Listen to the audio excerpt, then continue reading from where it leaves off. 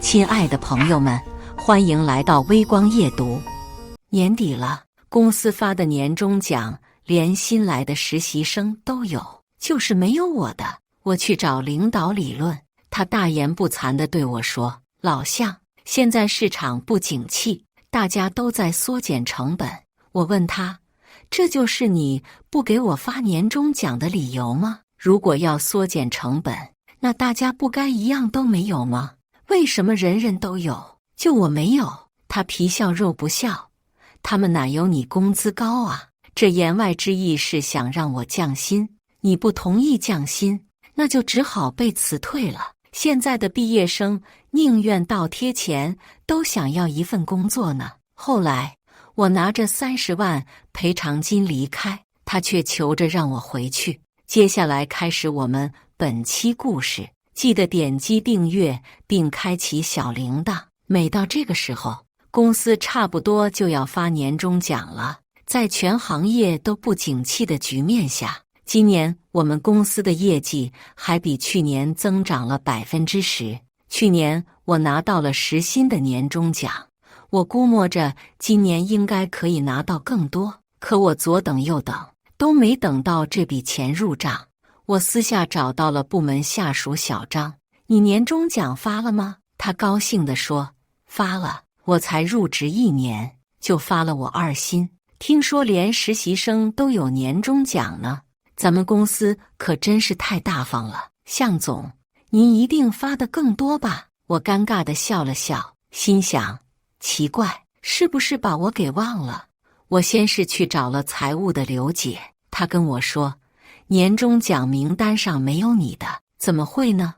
我在公司兢兢业业都10几年了，不会比不上刚来的实习生吧？怎么可能没有我的？刘姐耐心劝我：向总，没准是你年终奖太多，大老板要单独打给你呢。要不你再等等。我又等了几天，眼看着要放年终假了，还是没有一点消息。于是我就去找了刚刚度假回来的老板郑浩。他见我来，很是热情地招呼我：老向，这是我从南边拿回来的普洱，刚下来的新款，不便宜，你拿1饼回去尝尝，要是喜欢呢，我让他们下次直接寄到你家呀。呵呵，我也没跟他客气，接过了那饼普洱，开门见山：郑总，为什么这次没有我的年终奖？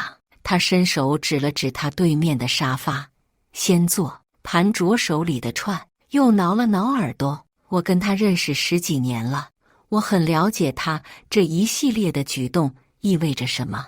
这是要找借口了。果然，他说：老向，你也知道，现在整个行业都不景气，咱们公司还算好的，还能存活下来，这全靠着我这些年的努力维持。所以，这是不给我发年终奖的原因吗？如果是这样，那也该一视同仁才对吧？为什么连新来没几天的实习生都有年终奖，就我没有？他反而笑了：老向，你来公司多少年了？满打满算15年了。郑总，你不会忘了吧？我是跟你一起创业的元老。呵呵，怎么可能会忘呢？当年我年纪轻，就想开公司创业，跟我爸拿了100万就出来闯。那时候招了几个有眼光的年轻人和我一起奋斗。这么多年过去了，他们都陆续离开了，只有你还留在这里。老板说到这里，抬眼看向了我：所以呢，你就是对待我这个元老的？我也不卑不亢。老板问：老向，你今年多大了？38，不年轻了。呵呵，比我还大1岁。我不明白他扯这些有的没的干嘛，扯半天就能给自己找出一个让我信服的理由。只听他继续说：老向，你知道吗？现在的毕业生宁愿不要工资，倒贴也想要一份工作，市场已经难成这个样子了。我仍旧看着他，而你是咱公司员工里工资最高的。我问了几个创业公司的朋友，他们跟我说，自己的公司里已经没有35岁以上的员工了。可是，你看我对你怎么样？你要知足啊！他说完就喊秘书小宋给我和老向沏一壶茶，尝一尝我带回来的这个普洱的味道。老向，别那么紧张嘛，先喝茶润润嗓子。我才懒得喝老石子普洱茶。我问他，那你的意思是想给我降薪？秘书端着茶壶进来，给他和我各倒了一杯，转身出去的时候看了我一眼。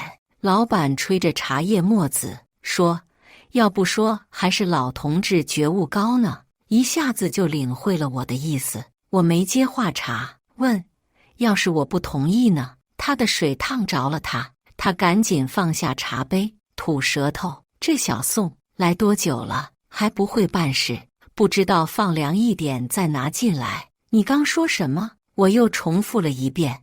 我说我不同意降薪。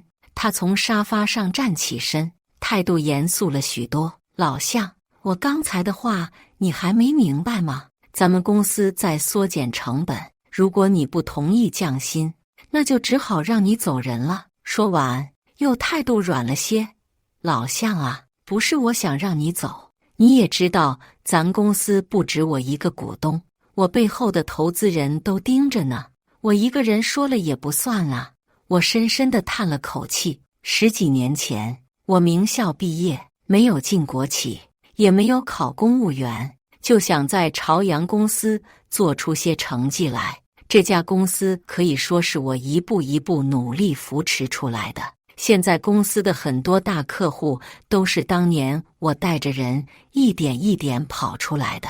这几年同类公司起来了好几家，他们用很低的价格去争取我们长期合作的客户，客户还是看在我的面子上，跟我们公司续签了合同。他们相信我的人品，相信我们公司的质量和服务。今年年初，一个客户老总还想让我去他那边任职，当时我正在负责调试一批刚来的设备，不想放下一摊子就走人，就没答应。没想到到了年底，我的东家却嫌弃我老了，我拿的钱多了，说不心灰意冷是不可能的。过去那些年，跟老板称兄道弟，经常为了项目跟客户喝酒喝到吐的日子，终究是过去了。也罢，天下无不散之宴席嘛。我问他，如果我走，你可以给我多少补偿？他扬了扬眉毛，按照劳动法来吧。我的工资大头在项目奖金，按照劳动法，他给我的赔偿也就1年的基本工资。果然，等把财务叫进来一算，才只能给我25万。老板大手一挥，哎呀，凑个整嘛，不然让老向觉得咱们公司怎么这么小气呢？刘姐，给他批30万吧。还有啊，让他把那个竞业协议签了。就这样，我拿到了30万的赔偿金和一份竞业协议，规定5年内不得在同类企业任职。5年后，我都40好几了，还能怎么任职啊？这资本家心可真是黑呀！离开公司那天，老板还好心劝我，老向，你呀，平时就是个工作狂，这些年在我公司赚的也不少了，也该犒劳犒劳自己了，带着老婆孩子出去旅旅游，潇洒潇洒，是吧？我没理他，在同事们异样的目光中走出了办公大楼。这些年我确实赚了不少，早几年喜欢买房子，本是买完，外省买了好几套，贷款也基本都还清了。3年前趁着价格合适，还卖掉了2套房子，现在手里的现金很多，如果不工作，也足够我们一家子养老了。可我胸口总有一股气，上不来下不去。老婆说我是这些年工作强度太大，一时间不适应，还说我太要面子，被裁员了，心里过不去。我承认有这方面的因素，但更多的还是不甘心。如果我整天混日子，那我被裁掉不冤，可我有多热爱我的工作呀？为了让自己精力充沛，我1周5天晨跑，周末还去健身房，就是不想让身体拖累我的工作。到了我这个级别，很多项目都不用亲自跑，但我比他们更熟悉设备，我愿意跑到前线去给客户做讲解。可这样的人却因为年纪大了，工资高了，就要被裁掉吗？我真的不甘心。我在家区去了几天，老婆怕我真的憋出病，劝我说，你不是一直想要再去学校深造吗？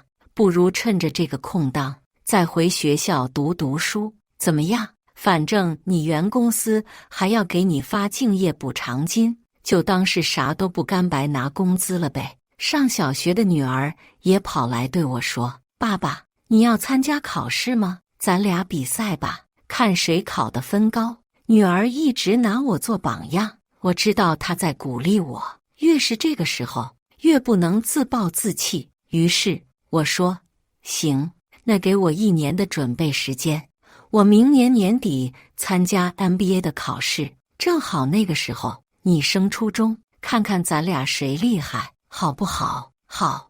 我的人生又充满了斗志和激情。我从网上买了学习资料，开始自学。这段时间有好几家以前的客户公司给我打电话，向总，听说你现在赋闲在家，要不要来我公司啊？我给你原来工资的1、5倍，还有奖金哦。向总，听说你前老板有眼无珠，把你这个宝贝放入市场了，快来我这里吧，我求贤若渴，工资你开。老向，兄弟这边需要帮忙，只要你来，总经理的位置给你。看吧，这圈子就没有秘密，可我签了竞业协议，5年内都不能去同类型的公司。哎呀，他呢？你不说，我不说，谁知道？再者说，就算他们知道了，大不了赔点钱完事吗？我给你赔，我无奈。老贾，你知道我这个人一向原则性比较高，算了，我也想先休息休息，只是没想到我前公司的敬业补偿金只发了半年，就再也没消息了。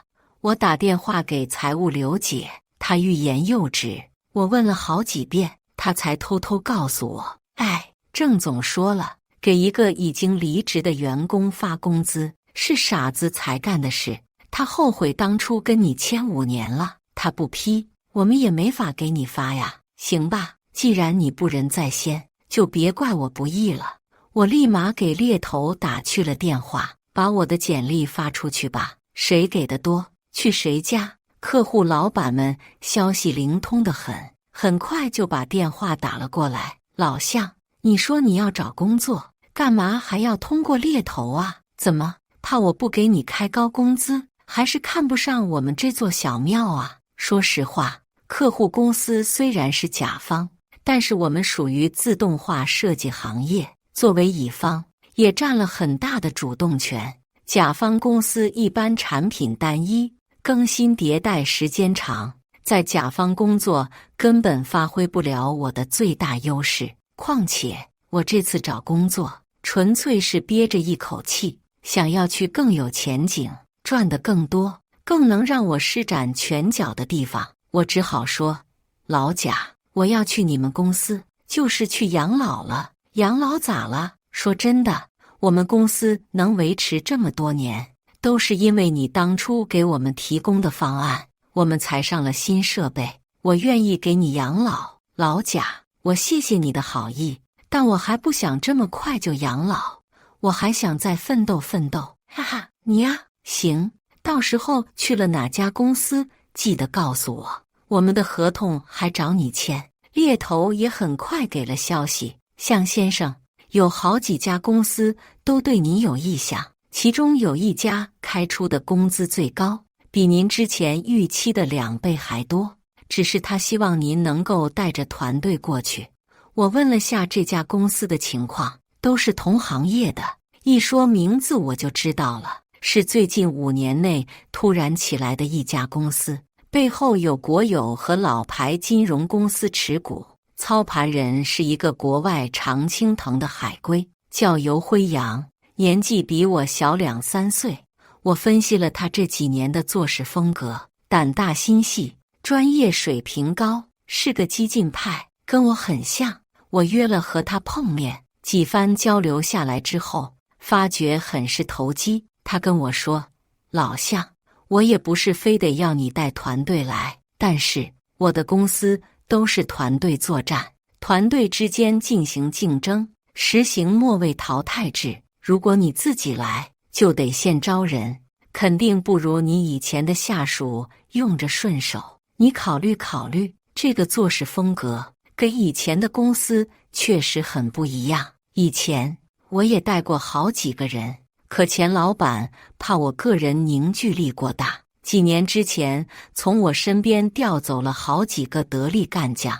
那些人要么离开了公司，要么去了其他部门。到我离开前，我的部门下面工作经验最长的也不过5年。不过好在我跟之前的同事们一直都保持着联系。我决定试一试，那我带来的人，你们还会筛选一波吗？尤辉阳笑着说：“不会，我比较愿意相信一个团队的领导。”我先给几个已经离开原公司的同事去了电话，听说我要去这家公司，纷纷表示：“向总，这公司我关注过，还给他们的公开邮箱发过简历，可是都石沉大海，他们能要我吗？这家公司是业内给的工资最高的，我早就想去了，可惜他们不对外招聘，这公司神秘得很。听说老板巨牛，向总，还是您厉害呀，我200个愿意跟着您去啊。”随后我又给原公司在职的同事小黄打去了电话，他告诉我：“向总，你走之后，咱公司氛围就有点怪。”怎么怪了？大家都纳闷，效益不好的公司才会裁员，可咱公司去年效益可以啊，为什么让你走了？向总，你不知道，今年客户见到咱公司的人都躲着走，别说新合同了，续签的合同都黄了。我看今年这业绩肯定下滑严重，我们几个30多岁的老员工也整天提心吊胆，就怕哪一天被公司开了。这大半年客户们也跟我通过气，说我不在那家公司了，续签合同也就没必要跟他们签了。我问小黄愿不愿意跟我去新公司，工资是他现在的1.5倍，他欣然同意。后来我又问了小张，这个我虽然只带了1年，但既有天赋又努力的孩子，团队迅速组建完毕，我们也正式入职新公司。跟我入职前后脚来的还有10几个行业内的客户资源。我的新老板很是欣慰，他很庆幸当初不惜重金聘用了我，一切都在朝好的方向发展。我知道同处一个行业，早晚会跟前公司老板碰面，只是不知道这个时候会来得这么快。那是秋季的一次招标会上，我带着人来参加竞标。会场上，小张戳了戳我：“向总，您看，那是钱老板，他竟然亲自来招标会了。”我顺着小张指的方向看去，果然看到郑浩正在不远处烦躁地翻着投标书，还小声骂着旁边的人：“向总，那是郑总的新小舅子，您走后不久被他招进来的，放在了您的位置上，可惜是个半吊子水平。”我觉得他那个国外的学历肯定是花钱买的，我心底一片唏嘘。原来这就是他开掉我的真正原因。郑总曾说他最忌讳家庭作坊，到头来他还是把亲戚招进了公司。还是女人的力量大呀！招标会有不成文的规定，有些项目是有内定投标方的，这一次我们公司就是内定的。不得不说，背景也是实力的一部分。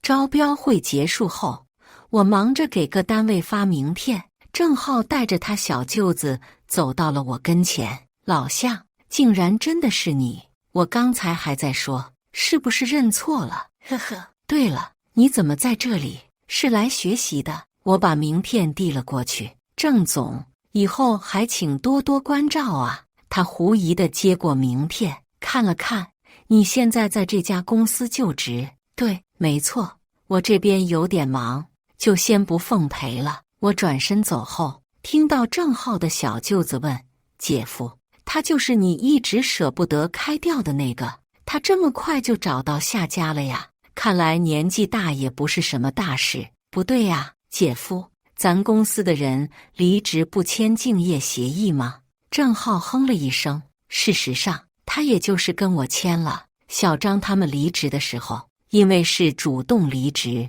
又没有补偿，根本没有签这一项。郑浩甚至都不记得他公司里有小张这号人。路上，小张很是替我担心。向总，我刚刚听郑总他小舅子提到了竞业协议，我离职的时候是没签，但是您在公司工作了这么多年，掌握了很多商业机密，应该签过吧？会不会有问题呀？他还不知道郑老板会抠门到不给我竞业补偿金的事。我安慰他，没事的，他是做好你的工作。几天后，我收到了律师的电话。向先生您好，我现在是公司的法律顾问，我受其委托，向您郑重声明，您违反了竞业协议，公司有权向您提起法律诉讼。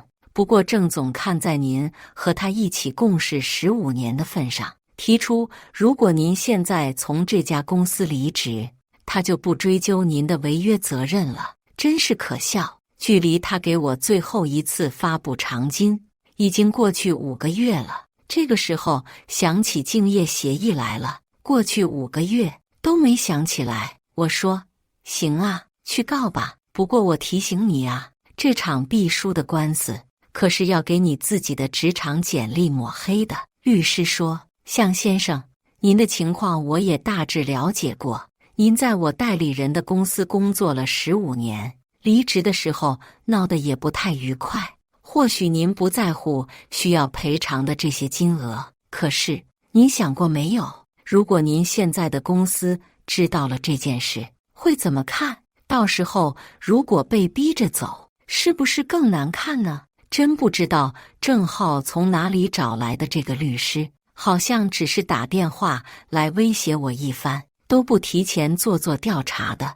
我懒得再跟他浪费时间，说想告就告吧，我奉陪到底。不久后，我的银行账户收到了一笔汇款，我算了下，是过去5个月的竞业补偿金。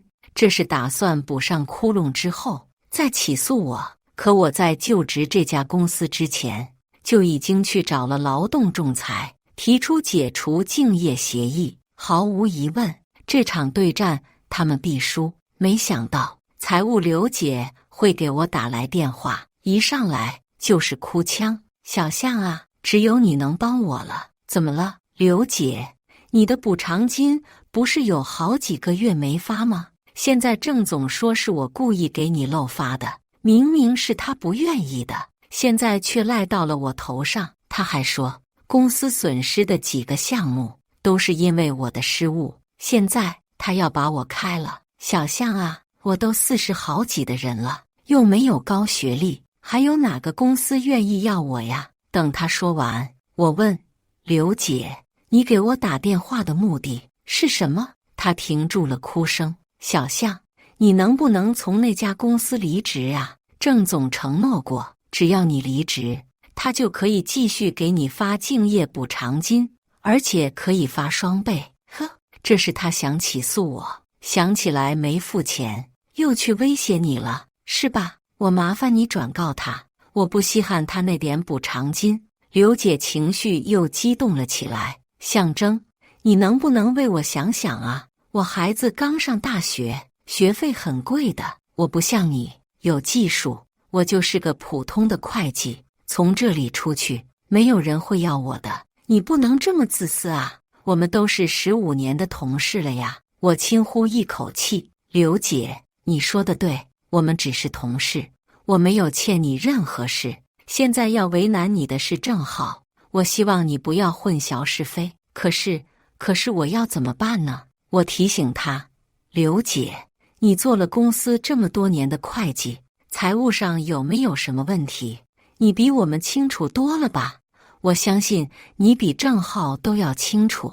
至于有没有决心做这些事，你自己决定吧。我害怕。我无奈地笑了笑，挂了电话。半个月后的一天，我们刚签完一个新拓展的客户。会后，小张磨磨唧唧不肯离开会议室，欲言又止的样子。我瞥了他一眼，有屁就放。他狗腿子似的跑到我身边，神秘兮兮地说：“向总，您知道吗？刘姐把郑总的公司举报了，偷税漏税，还有郑总挪用公款给他新老婆买房子的事也被捅出来了。向总，您说刘姐那么温和的一个人，突然这么做是为什么呀？前因后果，小张不知道，我也没必要多嘴告诉他，只说估计是气着了吧，兔子急了还咬人呢。小张点点头，又说估计那公司得罚不少钱。听说现在他们那里人人自危，都说现在经济不景气，不好换工作，全都赖在那里不走，等着被开了拿赔偿呢。不知道等郑总交了罚款，还有没有钱给大家补。我说最近咱们项目多，你可以向他们放出风声，要是想换工作的，可以投咱们公司试试。真的太好了，我这就发朋友圈。你小子，小张性格很活跃，在上家公司就待了1年，全公司人的微信他都有，几乎掌握了各种一手消息。有他在，我不想知道前公司的事都不行。周末，我正在陪女儿打篮球，这是她最喜欢的一项运动。13岁的女儿已经长到我肩膀了，就是得益于这项运动。我没按照之前跟女儿的承诺和她比赛考试，但我答应她，只要周末有空就陪她打球。大冬天，我俩打得满脑门汗，坐在篮球场边上休息。我的手机响个不停，拿起来一看，10几个未接电话，竟然都是郑浩打来的。不知道这小子又憋着什么屁呢。手机再次响起时，我接听了，问郑总有何贵干呢？哎呀，老向，可算找到你了，我还怕你不敢接我电话呢。郑总，我向某一项光明磊落，我又没做亏心事，为什么不接你电话呀？嘿，老向，我跟你开玩笑呢，别人不了解我，你还不了解吗？最近我新拿了一批茶叶，特别好，我一直没舍得喝，就等着哪天咱哥俩一块喝茶呢。我不想跟他兜圈子，直接问郑总，有什么事你就直说吧，我现在很忙，没时间去找你喝茶。我知道你大忙人，呵呵。老向，你能不能在关键时刻帮帮兄弟啊？他的态度终于软了下来，不再装模作样。我问，哟，您一个大老板还用得着我呀？哎呀，过去的事是小弟不对，还不是因为我那媳妇和小舅子撺掇的。我这耳根子软，糊里糊涂的就听信了谗言。你大人有大量，别跟我计较了，好吗？回来跟我一块干吧，公司需要你。之前听小张说，郑浩的公司被罚了一大笔款，几个项目方也找了他们的麻烦，工资都发不出来了，还面临着给大批员工的补偿费。整个公司在我走后，短短1年就面临即将倒闭的窘况。这个时候倒是想起我来了，只听他说，有些人真的是白眼狼啊，在咱公司工作了这么些年，最后竟然将了我一军，打得我是措手不及。老向，你也不想看着你辛苦陪着我创业起来的公司就这么完了吧？你赶紧回来吧，我们2兄弟一起扛起大旗，继续把我们的公司做大做强。这次我们要做到上市。我拍了拍脚边的篮球，递给了女儿，让她去投篮。她站在3分线外，把球投了进去。好球！你说什么？郑总，那是你的公司，不是我的，我可不想帮你把公司做起来，你再把我一脚踢开，郑浩在那头连连道歉：“哎呀，老向，之前是我孙子，我的错。只要你肯回来，我愿意自罚3杯，向你赔礼道歉。工资你开，我可以给你股份，怎么样？你待的那家公司才做了几年，跟咱们没法比。那老板远不如我熟悉业务，你跟着他没有前途的。”我把手机拿远了些，掏了掏耳朵，时间到了，拜拜。哎，老向，在那之后，我就把郑浩的号码拉黑了。前公司终于不再找我的麻烦，我清静多了，专心投入工作。入职这家公司1年零几个月的时候，我带领团队已经谈下了大大小小20个项目，打破了这家公司成立以来的最高纪录，把公司全年的业绩比去年提高了15%，带动了整个公司同事们的工作积极性。年底的时候，这家才成立几年的公司已经迅速占领了行业领头的前3位置。尤辉阳很是欣慰，他把我单独叫到了办公室，对我说：“向征，你愿不愿意做公司的2把手？”我有些吃惊，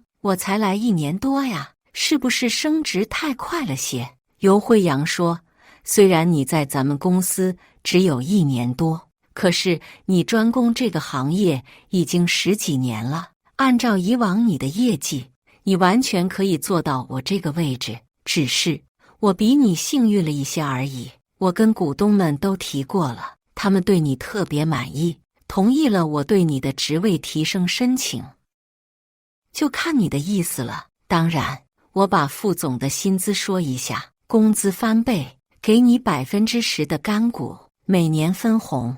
这我还犹豫什么呢？我当即就同意了。他个人下血本，在欧洲搞了一次为期10天，全公司的年会加旅游，允许带上家属，整个公司的人都沸腾了。跟着大方的老板，就是这么爽。我带着老婆和女儿一起去了欧洲，在很多知名建筑旁边，他们在兴奋地拍照。我问女儿：“你跟爸爸说实话，有没有因为爸爸失约生爸爸的气呀？”“当然没有。”妈妈说：“你打了胜仗，是个大英雄。”我拥着老婆的肩膀，跟她贴了贴脸。“老婆，最近辛苦你了。”她笑着说：“你呀，才是最辛苦的。你瞧，你都瘦多了，咱们家钱够用了，用不着你这么拼命工作。如果累了，就休息休息。”其实能在上一家公司做15年，也不全是为了工资。我是很有韧性、很能坚持的人，被逼急了，才挖掘出了自己的潜能。这1年多，我就像回到了刚毕业进入职场的时候，为了拿下项目，和下属们一起讨论项目方案、画图纸，不分昼夜的加班。身体虽然累，可精神上很振奋。人到了快40岁，仿佛找到了第2春一般。我告诉他，我不累，这是我喜欢做的事情。就在这时，小张的声音传了过来：“向总，我给你们一家3口拍张合照吧，看这里。”茄子番外，到了第3年，郑浩的公司已经维持不下去了，他对外宣布破产。小张跟我说，他和后来新娶的那个老婆离婚了，那个女人比他小10几岁。因为他，郑浩舍弃了前妻和孩子，也变相的舍弃了公司。破产后，他卖掉了房子、车子，赔完员工的补偿费，还欠下一屁股银行贷款。我曾经在上班路上见过一个很像他的背影，好像在急急忙忙地赶路送外卖，骑得太快，撞上了拐弯的一辆小汽车，外卖洒了一地，人和车也人仰马翻。那小汽车司机下来就指着他的鼻子骂道：“你怎么弄的？知道我这车多贵吗？你赔得起吗？”那只是款10来万的大众车型，汽车司机就是见他是个送外卖的，欺负他罢了。我把车子停在路边，想下去看看。他在回头看到我的一刹那愣住了，随后扶着他的电动车加上油门扬长而去。小汽车司机还在后面骂：“孙子嘿，你敢跑，别让我逮着你，我跟你没完！”我走上前去，看到那辆小汽车只是被撒了一点外卖的汤汁，我递给他100块钱：“行了，差不多得了。”他看了看我开的大 B， 咽下了接下来的话，骂了句晦气，开车走了。我看着那个外卖员离开的背影，车子左摇右晃的，感叹道：“哎，人生啊，真是一出又一出啊！”回头开上我的车，步入了车流，去过属于我的精彩后半生。感谢大家的观看，本期故事精彩吗？欢迎大家在下方评论区吐槽。如果你喜欢这类故事，记得点击订阅微光夜读，并分享给更多的人，这会对我帮助很大。再次感谢大家的观看。